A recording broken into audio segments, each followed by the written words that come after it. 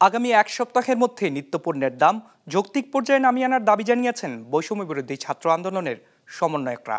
আর তা না করতে পারলে বাণিজ্য মন্ত্রণালয়ের অধীনে থাকা দপ্তর ও অধিদপ্তরের কর্মকর্তাদের পদত্যাগের হুঁশিয়ারি দিয়েছেন তারা। রোববার রাজধানীতে ভোক্তা অধিকার সংরক্ষণ অধিদপ্তর আয়োজিত এক মতবিনিময় সভায় এমন সব কথা উঠে আসে।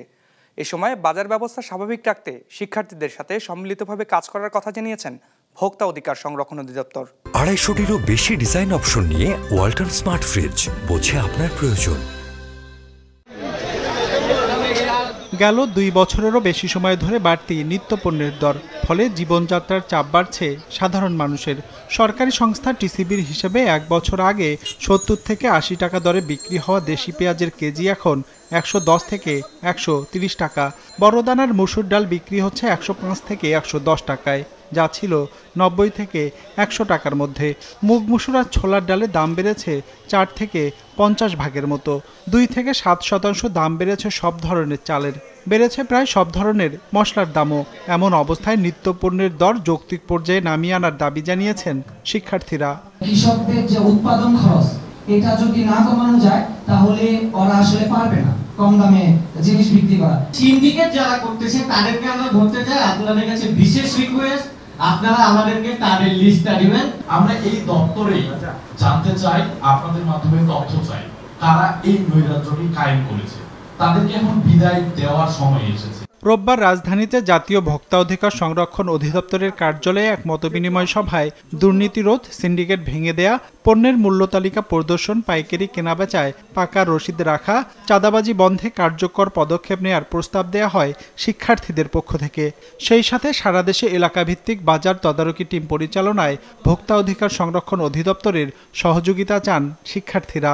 দ্রব্যমূল্যের ঊর্ধ্বগতি, যেটা মানুষ বেশ কয়েক বছর ধরেই মানুষের কষ্ট, এই যে বিপ্লব, এই বিপ্লবের পিছনে এই ক্ষুব্ধতাও কিন্তু কাজ করছিল।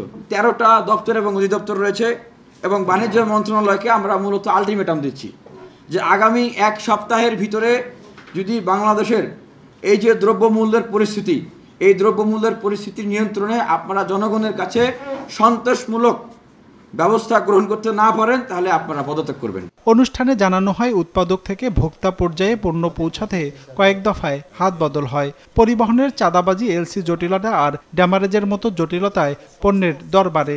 বর্তমান পরিস্থিতিতে চাঁদা বন্ধ হলেও দাম কমেনি বেশিরভাগ নিত্যপণ্যের, যার নিয়ন্ত্রণে বৈষম্য বিরোধী ছাত্র আন্দোলনের কর্মীদের সাথে নিয়ে সম্মিলিতভাবে কাজ করতে চান ভোক্তা অধিকার সংরক্ষণ অধিদপ্তর। আমরা কিভাবে কাজ করতে পারি একই সাথে, কারণ এই বিষয়টা তো নতুন এসেছে, তোমরাও এখানে অনেক কিছু বুঝতে পারবে না, আর আমাদের সাথে তো কাজ করার এক্সপিরিয়েন্সও নাই। সেখানে আমরা চাই যে আমরা সম্মিলিতভাবে যে কাজটা করব সেটি কিসের জন্য, সেটি হলো যে পরিবর্তন তোমরা দেখিয়েছো, সেই পরিবর্তনটা সাস্টেনেবল পরিবর্তন করা। আমরা 2 দিন এরকম করলাম, 3য় দিনে গিয়ে আবার যাই তাই যদি হয়ে যায়, আবার যদি ওই সিন্ডিকেটগুলো সোচ্চার হয়ে যায়, তাহলে তো এটার কোনো রেজাল্ট নেই। দ্রুত সময়ের মধ্যে বাজার ব্যবস্থাপনার অনিয়ম ও অবৈধ সিন্ডিকেটের নথিপত্র ছাত্রদের হাতে তুলে দেওয়া হবে বলে জানায় ভোক্তা অধিকার সংরক্ষণ অধিদপ্তর।